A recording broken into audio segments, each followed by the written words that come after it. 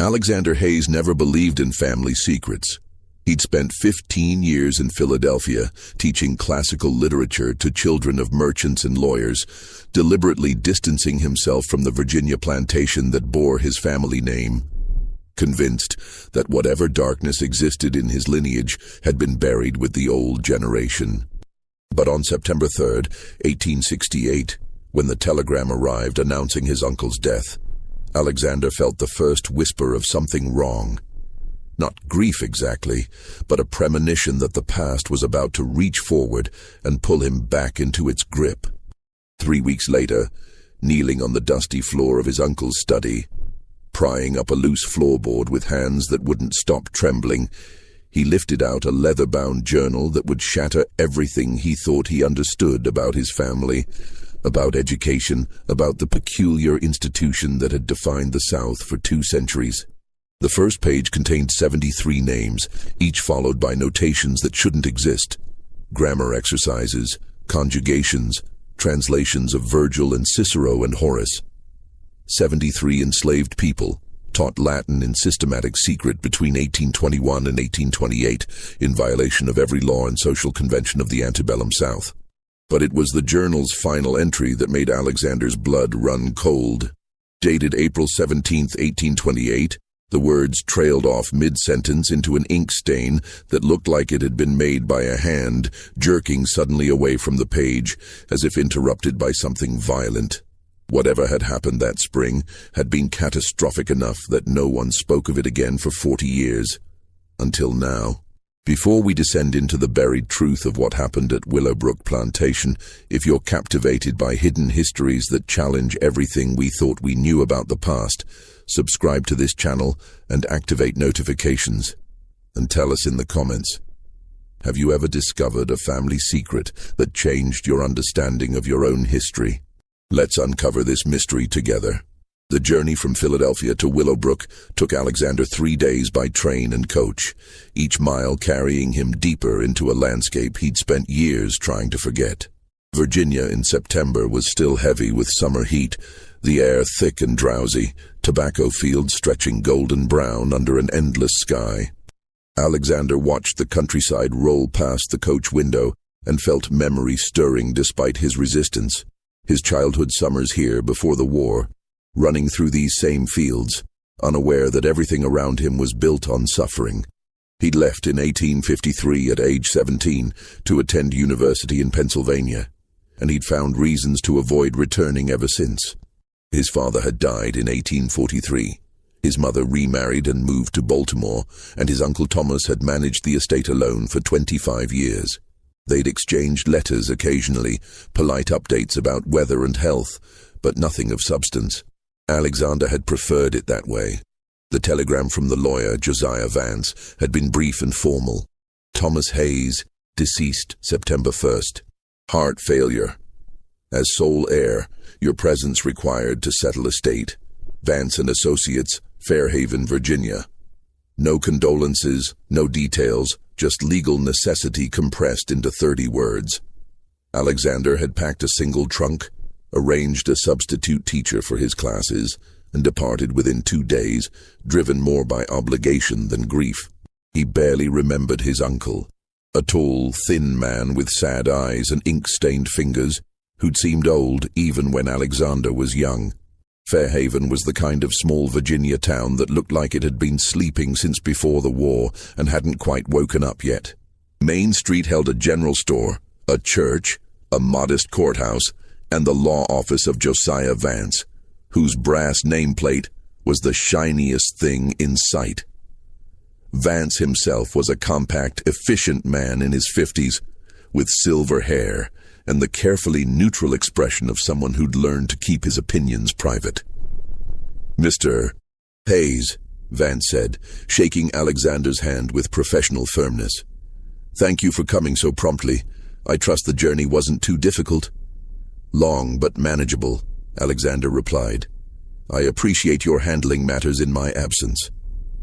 Vance gestured to a chair and opened a folder on his desk. "The estate is straightforward. 400 acres, the main house, various outbuildings. No debts. Your uncle lived modestly. kept to himself. "The property is yours free and clear, though I'll be frank. It's not worth what it was before the war. Land values have collapsed, and he paused delicately. Without the previous labor system, farming on that scale is no longer profitable. Most planters in this area have sold out or subdivided their holdings. I'm not planning to farm it," Alexander said. "I'll need to assess the property, determine what makes sense, perhaps sell it or rent it out." "Of course." Vance pulled out a key ring. "I've had the house maintained since your uncle's death. His personal effects are all in place. I should mention—" He hesitated, choosing his words carefully. "Your uncle was an unusual man, Mr. Hayes. Brilliant, everyone said, but increasingly reclusive in his final years. He lived alone, kept no servants after the war ended, rarely came to town. Some found him eccentric. He spent most of his time reading and writing, corresponded with scholars in Richmond and Washington. Classical literature, I understand, Latin and Greek. He went to Harvard," Alexander said. "Class of 1820, I believe. My father said he was always bookish." "Indeed." Vance's expression suggested there was more he wanted to say, but thought better of it. "In any case, the house is ready for your inspection. I've arranged for a boy to drive you out this afternoon if that suits you." Willowbrook revealed itself gradually as the hired wagon crested the final hill. First the peaked roof of the main house appearing above the tree line, then the white columns of the front portico, and finally the full sweep of the property. Fields gone to seed, empty slave quarters collapsing slowly back into the earth, outbuildings with sagging roofs and broken windows. The place had the hollow feeling of something abandoned, not just physically, but spiritually, as if even the land was trying to forget what it had been. The house itself was a two-story colonial structure, elegant in its proportions, but showing decades of minimal maintenance. White paint peeled from the columns, the front steps sagged, weeds grew between the porch boards. The boy who'd driven the wagon, a local farmer's son, no more than 15, helped unload Alexander's trunk and departed quickly, as if reluctant to linger. "They say the place is haunted, sir," he offered as he climbed back onto the wagon. "Say old Mr. Hayes never slept peaceful." Alexander said nothing to that, just watched the wagon disappear down the long drive, then turned to face his inheritance. The front door was unlocked. Inside, dust hung in the air like suspended time, visible in the bars of afternoon light slanting through shuttered windows. The entrance hall stretched back to a staircase, rooms opening off to either side, parlor, dining room, library. Everything was precisely arranged, furniture covered with dust sheets, but the air was stale and close, as if the house had been holding its breath. Alexander walked through slowly, pulling back sheets to reveal furniture from his grandfather's era. Heavy, dark, imposing pieces that spoke of wealth and tradition. Nothing had been updated in decades. It was like stepping into 1840 and finding it perfectly preserved. His uncle's presence was most evident in the library, floor-to-ceiling shelves crammed with books, more books stacked on tables and chairs, creating narrow pathways through the room. Alexander examined the spines. Plato's Republic, Aristotle's Ethics, complete works of Tacitus and Plutarch, volumes of Roman poetry, Greek drama, philosophical treatises in Latin, French, and German. His uncle had accumulated a serious scholar's library, the kind of collection that belonged in a university, not a remote Virginia plantation. Upstairs, the bedrooms were simpler. Guest rooms stood empty and unused. His uncle's bedroom was monastic, a narrow bed, a washstand, a single chair. The man had clearly lived without comfort or decoration, as if he'd been punishing himself for something. But the study, the room at the end of the upstairs hall facing east, was different. This was where Thomas Hayes had spent his final years, and the space showed evidence of obsessive occupation. The desk was piled with papers, correspondence, manuscripts, pages of translations in his uncle's neat hand. The shelves held more classical texts, many with bookmarks and marginal notes. A worn armchair sat by the window, positioned to catch morning light. This room felt lived in, worked in, agonized in. Alexander spent his first evening sorting through the obvious papers on the desk. Letters from other scholars discussing points of Latin grammar or debating interpretations of Virgil. A half-finished translation of one of Seneca's essays on moral philosophy. Notes for what looked like an article on the influence of Stoicism on early Christian thought. His uncle had been a serious, perhaps even brilliant classical scholar, working in complete isolation. Why? Why retreat from the academic world to this remote plantation to live alone and pursue learning that no one would ever see? He slept poorly that first night in one of the guest bedrooms, waking repeatedly to the unfamiliar sounds of the old house settling, wind in the eaves, the distant call of an owl. When dawn finally broke, he rose exhausted and returned to the study, determined to organize his uncle's papers systematically. That's when he began really examining the desk itself. It was a massive piece of furniture, mahogany, with multiple drawers and compartments. Alexander worked through them methodically, pens and ink, blank paper, sealing wax, stamps, the usual contents of a scholar's desk. But when he pulled out the bottom drawer on the right side, which had stuck slightly, he noticed that the drawer seemed shallower than it should be, given the external dimensions of the desk. He pressed on the bottom, and it gave slightly. A false bottom. He removed the drawer completely, set it aside, and reached into the empty space. His fingers found the edge of a board that had been cut to fit precisely, but not nailed down. He pried it up carefully. Beneath, in the hollow space between the drawer and the actual bottom of the desk, was a leather-bound journal tied with a faded ribbon. Alexander lifted it out with hands that had begun to shake without him quite understanding why. The leather was worn smooth with handling, the ribbon brittle. He carried it to the window where morning light was streaming in, and carefully untied the ribbon. The journal opened to reveal his uncle's handwriting, younger and steadier than the writing Alexander had seen in the recent correspondence, but unmistakably the same hand. The first page bore only a date and a warning. March 15, 1821. Private record. For my eyes only. What follows must never be discovered. I write this knowing that if anyone finds it, the consequences will be catastrophic not just for me, but for everyone involved. Yet I must document this. History should know, even if history cannot know now. Perhaps someday, when the world is different, someone will read this and understand what we attempted here. Alexander turned the page, his heart pounding for reasons he couldn't yet articulate.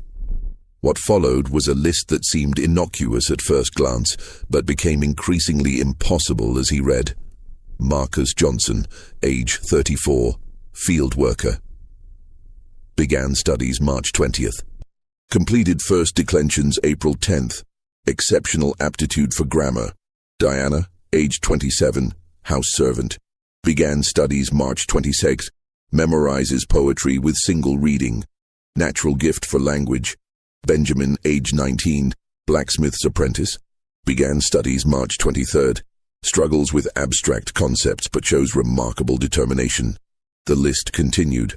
73 names in total, spanning 7 pages. Beside each name, his uncle had noted age, occupation on the plantation, date they began studies, and comments on their progress. And every entry referenced declensions, conjugations, translations, Latin authors, Caesar, Virgil, Horace, Ovid. Alexander sat down heavily in his uncle's chair, the journal open before him, and tried to process what he was reading. In 1821, in Virginia, it was illegal to teach enslaved people to read or write. The law was explicit. Any person who assembled slaves for the purpose of teaching them reading or writing would be subject to fines and imprisonment. The rationale was equally explicit. Literacy led to unrest, to ideas of freedom, to organized resistance. The entire social structure of slavery depended on keeping enslaved populations ignorant, isolated, unable to access the written word that might wake them to their own oppression. And yet here was documentary evidence that his uncle Thomas, fresh from Harvard at age 23, had systematically taught 73 enslaved people classical Latin. Not just basic literacy, which would have been dangerous enough, but one of the most complex languages ever developed, requiring years of study to master, the language of Caesar and Cicero and Virgil, the foundation of European high culture and intellectual tradition. Why? Why Latin? Why risk everything for this specific, seemingly impractical form of education? Alexander turned to the next page, dated March 25th, 1821, and found the beginning of his uncle's narrative. Today was our fourth lesson. We meet in the tobacco barn after full dark, when father has retired and the overseers have finished their rounds. I bring a single candle and we keep our voices low. There are 17 in attendance now. I've been spreading word carefully through Marcus and Diana, who select only those they trust absolutely. The secret must be kept at all costs. They arrive exhausted from a full day's labor, but the moment we begin, their exhaustion vanishes. I've never seen such focused attention, such hunger to learn. At Harvard, half my classmates slept through lectures on Cicero. Here, field workers who've been harvesting tobacco for 12 hours lean forward to catch every word about Latin verb conjugations. Marcus asked me tonight why I chose Latin. It's a fair question, one I've anticipated. My answer was strategic. Latin is old, dead, religiously associated. If anyone overhears fragments of our lessons, they'll assume Catholic prayers, religious instruction, which, while unusual for Virginia, is not illegal. Latin carries no contemporary political danger. No one fears Virgil's eclogues the way they would fear abolitionist newspapers or pamphlets about freedom. But I didn't tell him the deeper reason. Latin is precisely valuable because it is difficult, because it demands disciplined thought, because it trains the mind to analyze complex grammatical structures and abstract relationships. Once a mind learns to think systematically in Latin, it can think systematically about anything. Law, politics, philosophy, the very nature of freedom and bondage. I'm not teaching them Latin. I'm teaching them that their minds are as powerful as any white man's. I'm teaching them that everything they've been told about natural inferiority is a lie. Alexander stopped reading and stood up, walking to the window. Outside, morning sun illuminated the abandoned fields of Willowbrook, golden light spilling across land that had once been worked by hundreds of enslaved people. He tried to imagine it as it had been in 1821, his uncle, barely older than Alexander himself, sneaking out after dark with a candle and a Latin grammar book, conducting secret lessons in a tobacco barn with people who legally weren't even supposed to know their own names. The audacity of it was staggering. The danger was absolute. If caught, his uncle would have faced fines, possibly imprisonment, certain social ostracism, but the enslaved people who attended those lessons would have faced far worse: whipping, branding, sale away from family, possibly death if the lessons were interpreted as preparation for rebellion. And yet, 17 people came to that first lesson, and according to the journal, more would follow. Alexander returned to the desk and continued reading. The journal entries were dated sporadically, sometimes weekly, sometimes with gaps of a month or more, but they built a detailed picture of what his uncle called the experiment, a systematic, ambitious program of classical education conducted entirely in secret, in stolen hours, with people who had no right to learn and a teacher who had no right to teach them. April 1821. We've completed basic declensions and moved to simple sentences. Diana has a gift for syntax that astonishes me. She understands grammatical relationships instinctively, can conjugate verbs she's only heard once. Marcus is slower but more methodical, building each concept on the previous one like a mason laying stones. Benjamin struggles with the abstract nature of Latin but refuses to give up. His determination alone is remarkable. May 1821. 32 students now. We've had to split into 2 groups, meeting on different nights. I'm teaching them Caesar's Gallic Wars, which provides both language instruction and historical context. Last night, after we read about Caesar crossing the Rubicon, Diana asked me what it means to cross a point of no return. We talked for an hour about decisions that can't be undone, about committing fully to a course of action despite knowing the risks. I realized as we spoke that I was no longer teaching. We were discussing, debating, engaging in genuine Socratic dialogue. These are not students in any conventional sense. They are my intellectual equals, trapped in a system that denies them even the possibility of equality. June 1821. My father is growing suspicious. He commented yesterday that the field workers seem different lately, that they carry themselves strangely. He couldn't articulate what had changed, but he senses something. I must be more careful. We've moved our lessons to different locations. Sometimes the woods beyond the south field, sometimes the basement of this house when my parents are away visiting relatives in Richmond. The risk increases with every session, but stopping is unthinkable. The students have made it clear they want to continue regardless of danger. As Marcus said to me last week, "We've been living with danger our whole lives. This is the first time the danger might actually lead to something worth having." July 1821. 57 students now. The lessons have taken on a life of their own. I provide texts and guidance, but increasingly they're teaching each other, discussing texts among themselves between our formal sessions. Diana told me that she and 3 others have been meeting in the laundry house on Sunday afternoons to practice translation. They're working through Virgil's eclogues, pastoral poetry about shepherds and the simple life. The irony of enslaved field workers reading pastoral poetry is not lost on any of us. August 1821. We read Seneca last night, his essay on anger and how it corrupts the soul. The discussion afterward was more sophisticated than any I experienced at Harvard. Marcus observed that Seneca himself had been advisor to Nero, had participated in imperial power even while writing about virtue and restraint, and asked whether philosophical wisdom means anything if it doesn't translate to moral action. I had no good answer. The question keeps me awake nights. The journal continued through 1821 and into 1822, documenting the expansion and deepening of the secret education. Alexander read with growing wonder about enslaved people debating Stoic philosophy, discussing the fall of the Roman Republic, translating Horace's odes about the brevity of life and the importance of living with integrity. His uncle's pride in their accomplishments was evident in every entry, but so was his constant anxiety about discovery. And then, in April 1823, disaster struck. April 8th, 1823. My world is collapsing. Father knows something. I don't know how much, but he knows. Yesterday I was walking to the barn for an evening lesson, and I saw him watching from the study window. He said nothing then, but this morning at breakfast he asked me very deliberately what I'd been doing in the barn so late at night. I said I'd been checking on a sick horse.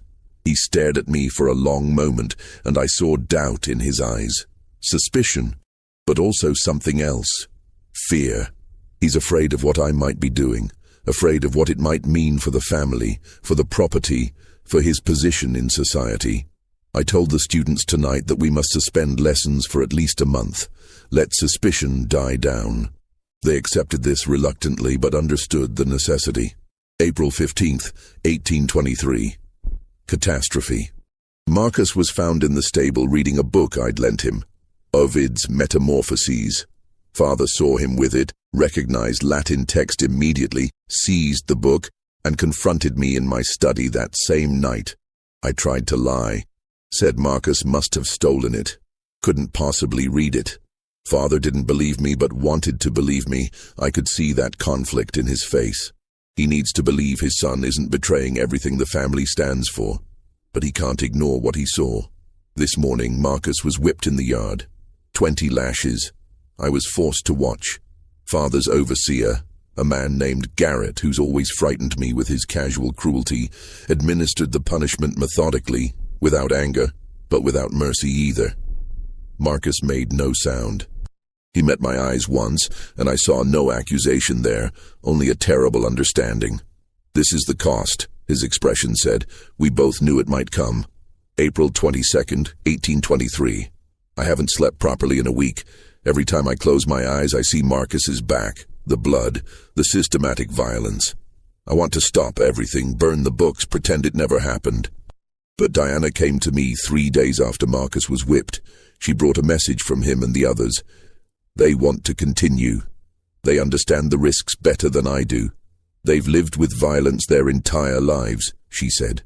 The whipping was terrible, but not unfamiliar. What I'm offering them, what we're building together, is something no whipping can take away. Knowledge, she said, lives in the mind where no one can reach it. Even if they're beaten, sold, killed, the time they spent thinking freely, learning, discussing philosophy and poetry, that time existed. It was real. No one can make it not have happened. Her courage shames me.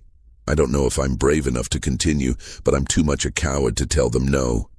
The journal showed that the lessons did continue, more carefully than before. His uncle moved them entirely to nighttime sessions in the woods, kept the groups smaller, spaced the meetings further apart. His father's suspicion never entirely faded, but without concrete proof, he took no further action. Marcus recovered from the whipping and returned to the lessons. The group, which had briefly scattered in fear, gradually reconvened. But something had changed. They all understood now that this wasn't an intellectual game, that the stakes were real, that the knowledge they were pursuing might cost them everything. And yet they persisted. Through 1823 and 1824 and into 1825, the lessons continued. Alexander read entry after entry documenting their progress, their increasingly sophisticated discussions, their hunger for more texts, more knowledge, more access to the vast world of ideas that had been deliberately kept from them. November 1824. We read Tacitus tonight, his history of imperial Rome and the corruption of absolute power. The parallels to our own society were so obvious that no one needed to state them explicitly. We discussed how tyranny corrupts both tyrant and subject, how systems of oppression damage everyone they touch, how complicity in evil becomes normalized over generations. Benjamin asked me whether I thought future historians would write about slavery the way Tacitus wrote about Roman tyranny, as something monstrous but also strangely banal, woven into the fabric of daily life until people couldn't imagine any other way. I said I hoped so, that I believed someday slavery would end and be viewed with the same horror we now view Roman gladiatorial games. Marcus said quietly that he wouldn't live to see that day, but perhaps his children's children might. The sadness in his voice haunts me still. March 1825. 73 students now. This is as large as the group can safely grow. Some have been studying with me for 4 years now and can read Latin as fluently as any Harvard graduate. They're working through Plutarch's Lives, biographical studies of great Greek and Roman figures. The discussions these texts provoke are remarkable.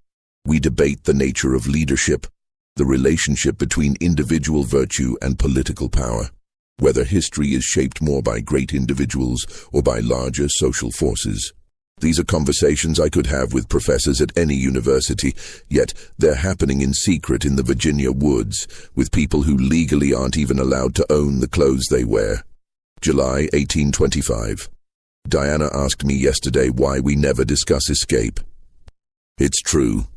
In 4 years of lessons, we've never once talked about running away, about the Underground Railroad, about practical strategies for achieving freedom. I realized I've been avoiding the topic deliberately, afraid of where it might lead, afraid of being accused of inciting rebellion. But she said that's not what they want from me. They have their own networks, their own sources of information about escape routes and safe houses. What they want from these lessons is something different, proof that their minds are their own, that they can think and reason and debate with the same sophistication as any white scholar, that the entire intellectual foundation of slavery is built on lies. If they run and are caught, they'll be beaten or killed. But what we're doing here, she said, no one can catch. It exists in their minds forever. Alexander had to stop reading again. His hands were shaking, and he realized he'd been holding his breath. The portrait his uncle painted was so far from anything he'd been taught about slavery, about enslaved people, about the entire structure of Southern society. He'd grown up hearing that enslaved people were naturally suited for physical labor, but incapable of complex thought. That education would be wasted on them, that they lacked the intellectual capacity for abstract reasoning. Every element of his childhood education had reinforced the idea that slavery, while perhaps unfortunate, reflected natural hierarchies. And here was proof, written in his uncle's careful hand, that it had all been lies. 73 people, denied every advantage, working exhausted after 12-hour days, meeting in secret with the threat of violent punishment hanging over them, had not only learned Latin, but had mastered it, had used it to engage in philosophical debates that would have impressed scholars anywhere in the world. He looked out the study window at the fields of Willowbrook and tried to imagine them as they'd been in 1825, worked by people who could quote Virgil, who debated Tacitus, who understood grammatical structures so complex that most educated white people struggled with them. The cognitive dissonance was overwhelming. But Alexander knew there were more pages to read, and he knew the journal ended abruptly in April 1828. Whatever had happened in those 3 years between the triumphant expansion of 1825 and the sudden end in 1828 was still ahead of him in the narrative. He took a deep breath and continued reading. January 1826. My father's health is failing. He's bedridden now most days, his heart weak, his mind sometimes confused. He's become paranoid about the plantation, convinced something is wrong, that the workers are acting strangely. He's not wrong, but he can't identify what has changed. They hold themselves differently now, the ones who've been studying with me. There's a quiet dignity in how they move, how they speak, how they meet white people's eyes. They haven't become rebellious or insubordinate. They're too smart for that, too aware of the danger. But they've stopped performing certain kinds of deference, stopped pretending to be less intelligent than they are. It's subtle, almost invisible unless you're looking for it, but my father senses it somehow, and it terrifies him. His whole world depends on maintaining the fiction of natural hierarchy, and he can feel that fiction cracking. June 1826. A disturbing development. My father has written to his cousin in South Carolina, a rice planter named Gerard Ashwell, inviting him to come help manage Willowbrook. My father is too ill to oversee the property himself, and he doesn't trust me. That much is clear. He's never said so explicitly, but I see it in how he watches me, how he questions my decisions. Ashwell is expected to arrive in early 1827. I remember him from childhood visits. A hard man, quick to anger, absolutely convinced of the rightness of slavery and the necessity of harsh discipline. If he comes here, if he starts watching everyone closely, our lessons will become nearly impossible to continue. I don't know what to do. After 5 years, after everything we've built, the idea of stopping now feels like betrayal. But continuing under Ashwell's scrutiny might be suicide. December 1826. My father died yesterday. Heart failure, as the doctor predicted. I should feel grief, but mostly I feel relief, which makes me despise myself. His last words to me were a warning. Watch them carefully, Thomas. They're planning something, I know it. He died believing his slaves were conspiring against him, never knowing that what they were actually doing was studying Roman poetry. The funeral is tomorrow. Gerard Ashwell sent a telegram saying he'll arrive in March as planned to help me establish proper order on the plantation. The language of his telegram made my skin crawl. March 1827. Gerard Ashwell arrived today. He's worse than I remembered. Brutal, suspicious, intelligent in a cold, calculating way.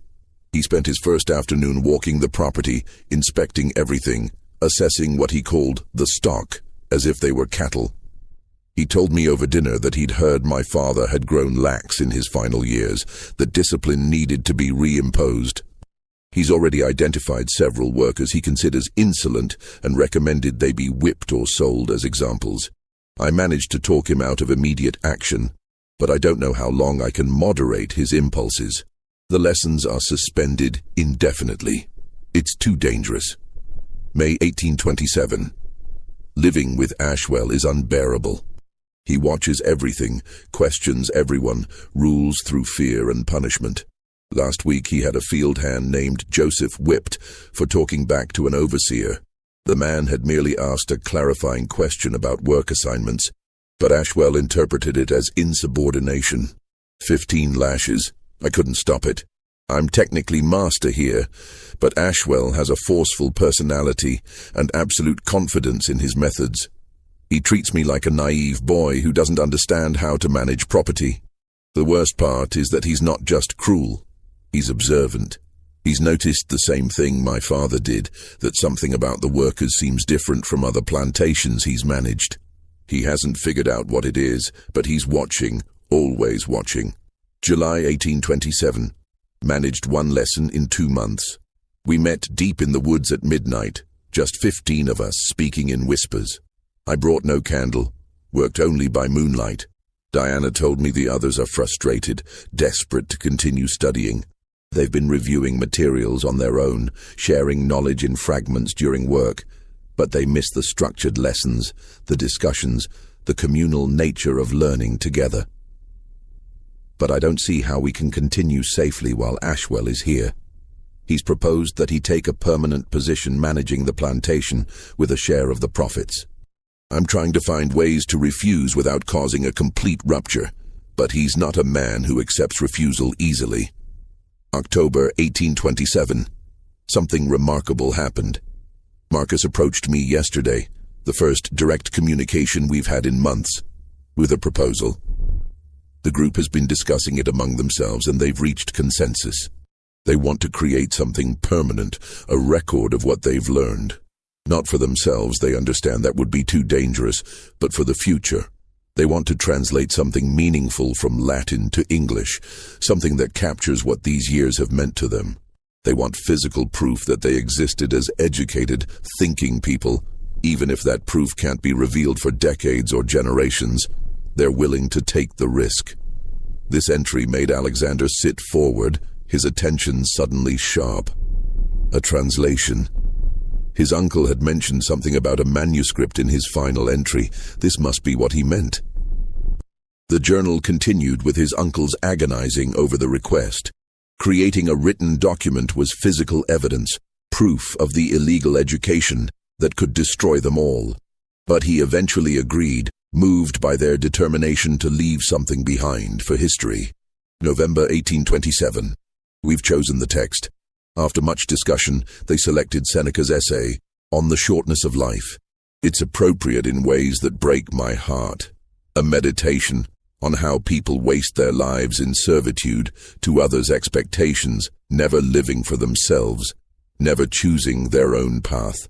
The essay argues that life is long enough if you use it wisely, but most people squander their time serving masters, accumulating wealth, pursuing empty pleasures. We'll divide the text into sections, with different students translating different parts, then come together to unify the translation. It will take months, maybe longer. Every moment we work on it increases the danger. January 1828. The translation is progressing. They work in small groups of 2 or 3, meeting briefly during any stolen moment. Sundays, early mornings, late nights. Each group takes a section of the essay, translates it from memory with minimal access to the original Latin text. Then they pass their sections to Diana, who's acting as chief editor, standardizing the language and checking accuracy. My role is minimal, occasionally consulting on difficult grammatical constructions or obscure vocabulary, but the work is fundamentally theirs. When this is finished, it will represent the collective intellectual achievement of 23 people. Not all 73 are participating, some are too frightened or don't want the risk of written evidence, but 23 have committed fully to the project. March 1828. The translation is nearly complete. Diana has compiled all the sections into a unified whole, 30 pages written in her careful hand, with the Latin text on one side of each page and their English translation facing it. I've reviewed it for accuracy, and it's extraordinary. Not just technically proficient, but genuinely insightful. Their translation captures nuances of Seneca's thought that many professional scholars miss. When this is done, I'll hide it with this journal. Perhaps someday, when slavery is finally ended and people can acknowledge this history without destroying lives, someone will find it and understand what these people achieved against impossible odds. April 2nd, 1828. Ashwell is asking questions. He stopped me yesterday and asked very deliberately whether I'd noticed anyone acting strangely, whether I'd seen workers gathering in unusual places, whether anyone had access to books or papers. I played ignorant, but my hands were shaking. He knows something. I don't know what or how much, but he suspects.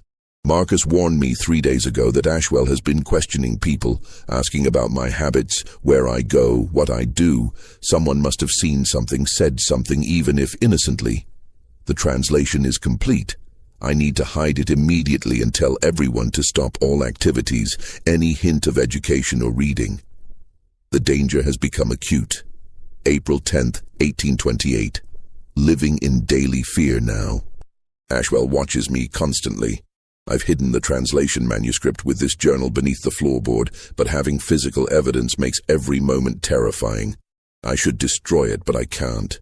It represents too much, means too much. 23 people poured their minds and hearts into that translation, working for months, taking enormous risks because they wanted to prove to history that they existed as thinking, educated human beings. To destroy it would be to erase them, to pretend it never happened, to let slavery win even in memory. I won't do it. I'll keep it hidden, keep it safe, until some distant future when the truth can be acknowledged.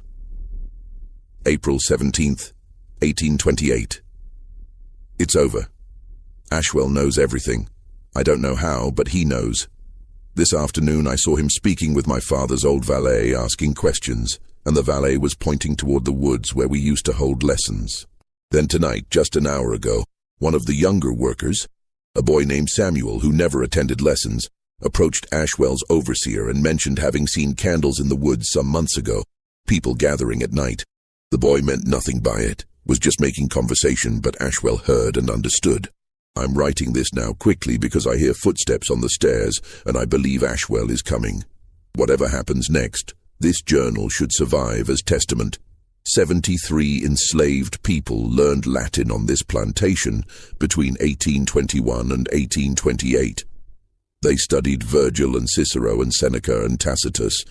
They debated philosophy and politics and history with sophistication that would have impressed scholars at any university.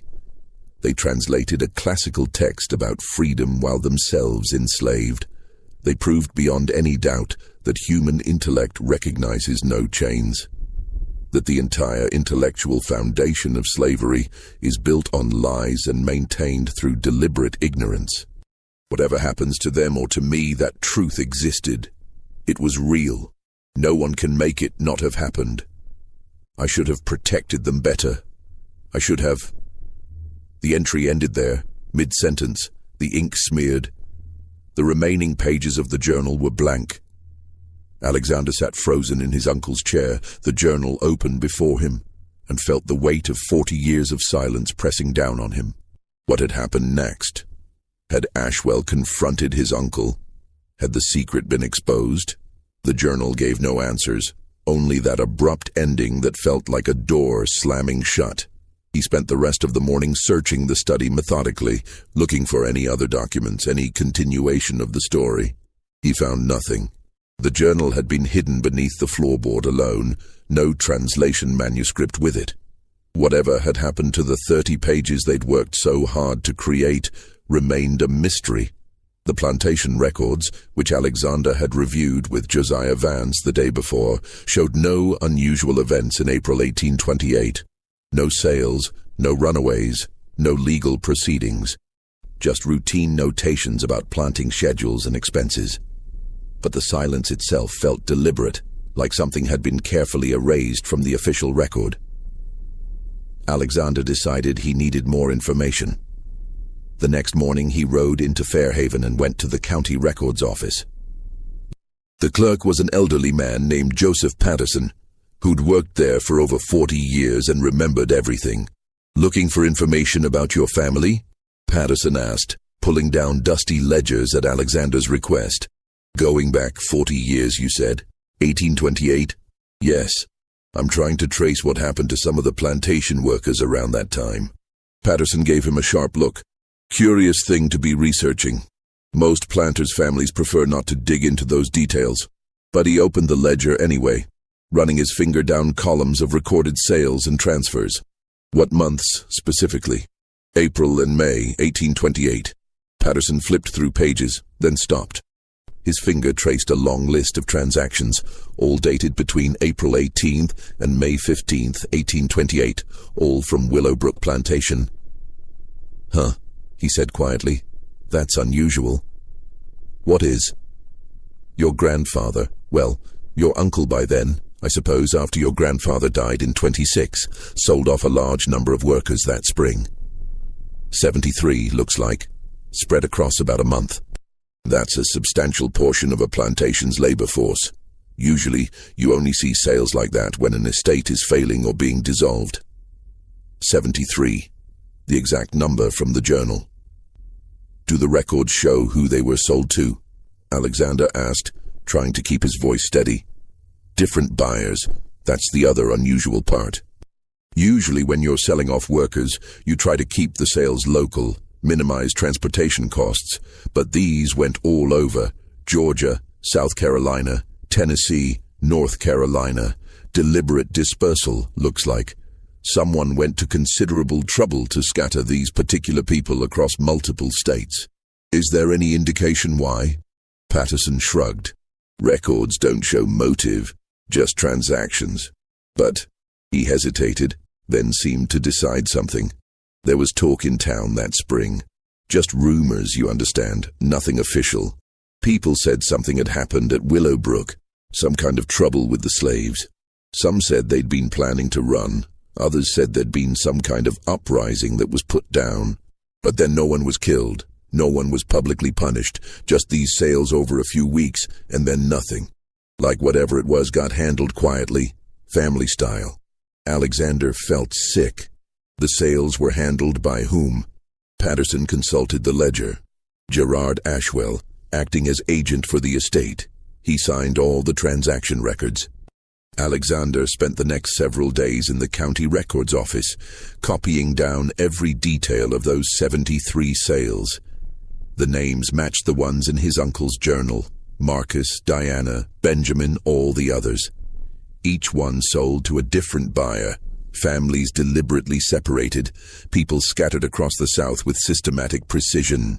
Ashwell had dismantled the entire educated community his uncle had created, broken it apart, and distributed the pieces so they could never reconvene, never share what they'd learned, never pose any future threat. But why hadn't he exposed the secret publicly? Why handle it quietly instead of making an example through legal prosecution? Alexander found a partial answer to that question in a letter tucked into one of his uncle's books, a volume of Cicero's De Officiis. The letter was dated December 1867, less than a year before his uncle's death, written in his uncle's older hand but still legible. "To whoever inherits this house and finds these hidden documents, I've carried the weight of April 17th, 1828 for 40 years now." I was 29 years old then, convinced I was doing noble work, believing secret education could help undermine slavery from within. I was a fool, not because education itself was foolish. Those 73 people proved themselves more capable than any students I knew at Harvard, but because I underestimated how violently the system would protect itself when threatened. Gerard Ashwell discovered everything that night. He came to my study with 2 overseers, and he held the translation manuscript in his hands. He'd found it that afternoon hidden beneath the floorboard. Apparently one of the house servants had noticed a loose board, mentioned it innocently, and Ashwell investigated. He read enough to understand what it was. He gave me a choice. A devil's bargain, he called it. He could expose everything publicly, prosecute me under Virginia law, bring charges that would destroy my family's name and result in severe public punishment for everyone involved. Under the slave codes, Teaching slaves to read could result in whipping, branding, even execution, if authorities decided it was preparation for rebellion. 73 people would suffer spectacularly, publicly, as examples to anyone else who might consider similar actions. Or, Ashwell said, I could remain silent while he handled the situation privately. He would sell off everyone who'd participated in the lessons, scatter them across multiple states to ensure they couldn't reunite or spread their knowledge. He would destroy all physical evidence, and he would tell the remaining workers at Willowbrook that there had been a conspiracy, that the sold workers had been planning violence, and only the master's mercy had spared them from worse punishment. This would serve as both threat and warning. Step out of line and you'll be torn from everything you know. In exchange, I would deed him 40% ownership of Willowbrook, give him full management authority, and never speak of what had happened. My silence would purchase their survival, even if that survival meant separation and loss. I chose silence. God forgive me, I chose silence. I told myself I was protecting them, that private sale was better than public execution, that separation was preferable to death. But the truth is, I was protecting myself as much as them.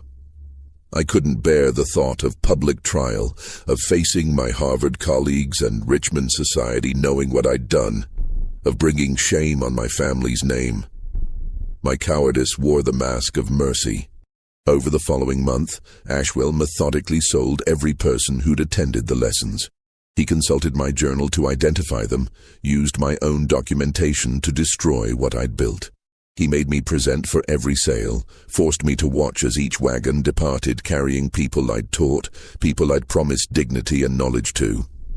Diana was sold to a rice planter in South Carolina. Marcus went to a cotton plantation in Georgia.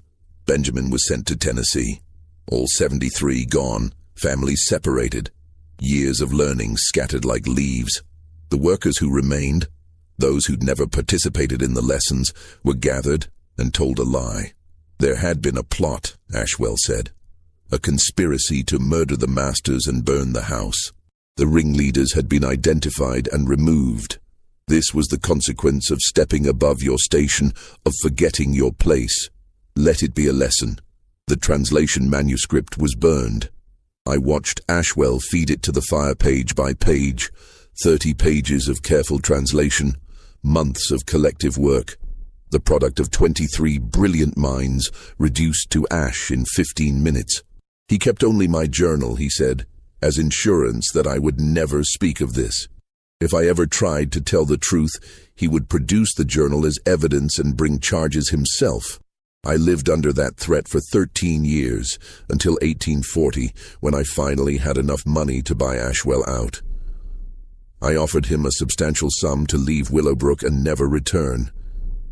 He took it and went back to South Carolina. I never saw him again, but the guilt remained. I tried to track down some of the 73 in the years after, but it was impossible. By the time slavery ended in 1865, they would have been elderly or dead, scattered across states, likely with different names and no documentation. I failed them completely. I kept the journal because I couldn't destroy the only evidence that they existed, that their achievement was real. They studied Latin on this plantation. They debated Cicero and Seneca. They proved that human minds cannot be enslaved. And I failed to protect them. I don't ask for forgiveness. I document this only so that someone someday might acknowledge what those 73 people accomplished. They deserved freedom and instead received separation and silence. The very least I can do is ensure their story survives, even if I cannot. Thomas Hayes, Jr., December 1867. The letter was signed with a shaky hand. Alexander set it down and noticed there were more pages beneath, other documents in his uncle's hand. He lifted them carefully. One was a complete list of all 73 names with the dates and locations they were sold to. His uncle had documented every sale, kept meticulous records of where each person went. Alexander recognized it as both an act of memory and an act of penance. His uncle forcing himself to remember each person, each place, each loss. The final page was something different. At the top, in his uncle's handwriting, was written, "All I could save below were 5 lines in Latin, written in a different hand, graceful, careful lettering that Alexander assumed was Diana's. Non est ad astra mollis aeteris via. There is no easy way from the earth to the stars. Nemo partes personam diuferre. No man can wear a mask for long. Tempus edax rerum time. Devourer of all things dum spero. While I breathe, I hope no laetita bastardes carborundorum. Don't let the bastards grind you down." Below the Latin in English in the same hand, we existed, we thought, we learned. We debated freedom while enslaved. No one can erase this truth, no matter how hard they try. To anyone who finds this, remember us. Remember that we were human, intelligent, deserving of dignity and education and freedom. We didn't receive those things in our lives, but we seized them anyway in stolen hours. That time was real. That achievement was real. We were real. Diana, Marcus, Benjamin, and all 73. April 1828. The note was signed with 23 names, each in a different hand. They'd all contributed, even knowing the danger. This was their testament, their proof of existence. Alexander sat in his uncle's study as afternoon light faded, holding these fragile papers that represented the only surviving evidence of an extraordinary secret, and understood that he now carried a responsibility he'd never asked for. His uncle had kept the silence for 40 years, paralyzed by guilt and fear and Ashwell's threats. But Ashwell was long dead.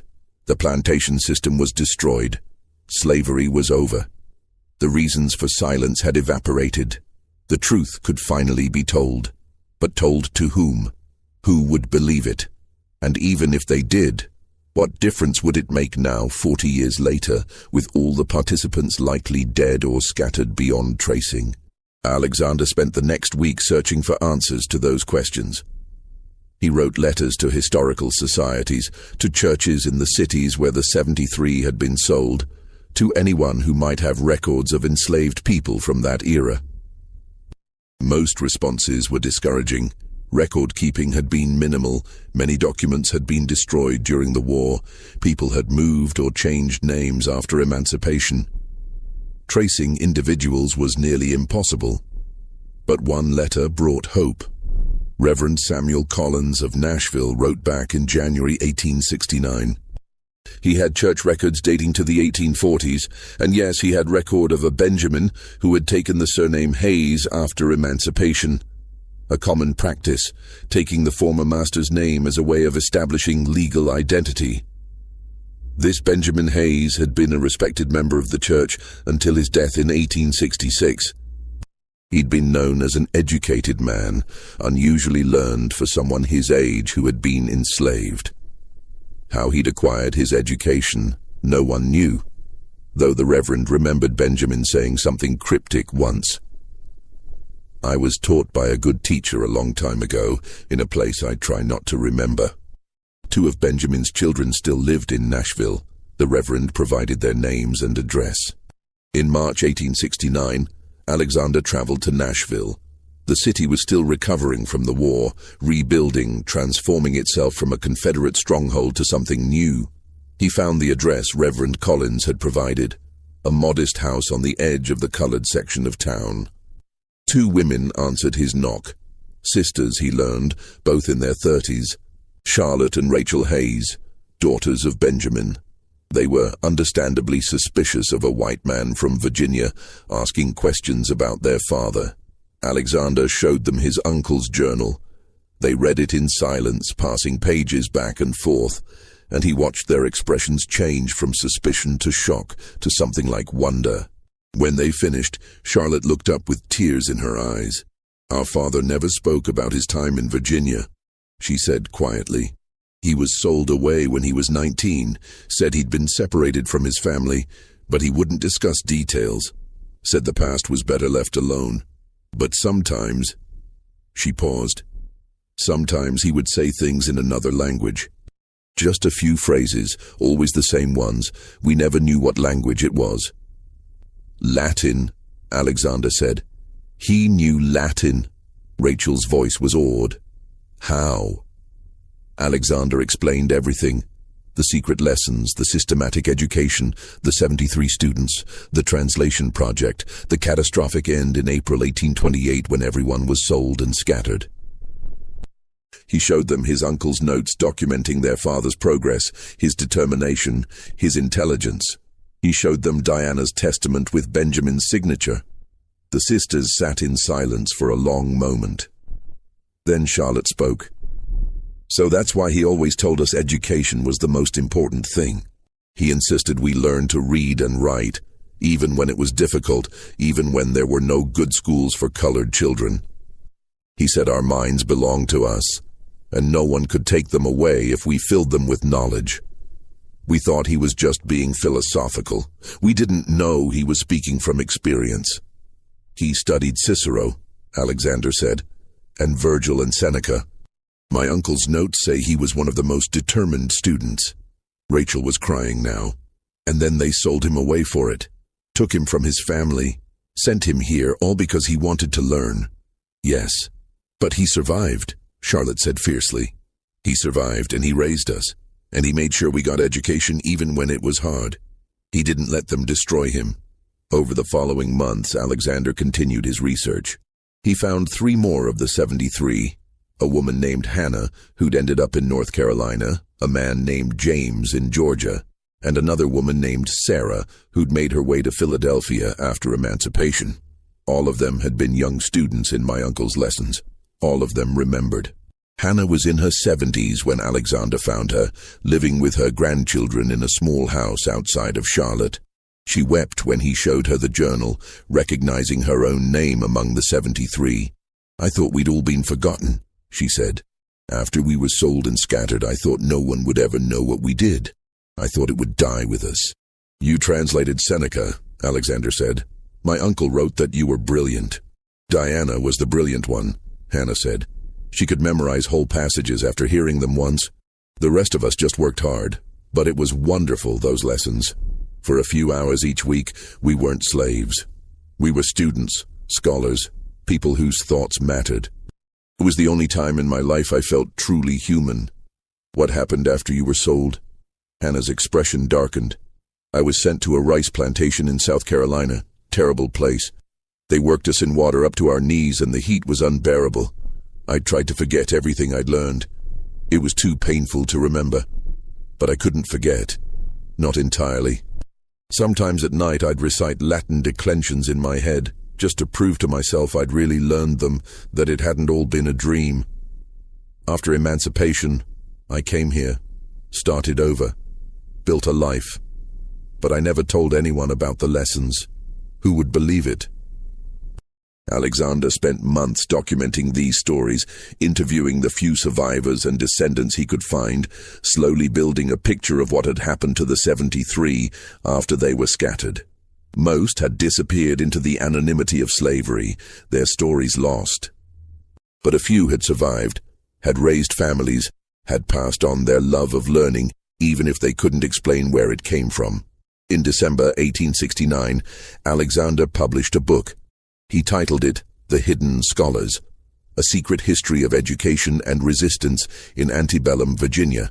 It contained his uncle's journal, the testimonies of survivors and descendants, and his own analysis of what the story meant for understanding both slavery and human resilience. The book was largely ignored. A few academic journals reviewed it, mostly skeptically. The idea that enslaved people had studied Latin seemed implausible to many scholars, too extraordinary to believe. Some critics accused Alexander of fabricating the journal to make a political point. Others suggested his uncle had been mentally ill, that the journal was a fantasy. But a few people understood. Frederick Douglass, the great abolitionist and former slave who had taught himself to read against enormous odds, wrote to Alexander, "Your uncle's students achieved what I always knew was possible. They proved that no chains can bind the human mind. Their story should be told and retold until everyone understands that slavery's greatest crime was not physical bondage, but the deliberate stifling of human potential. Alexander continued his research for the rest of his life.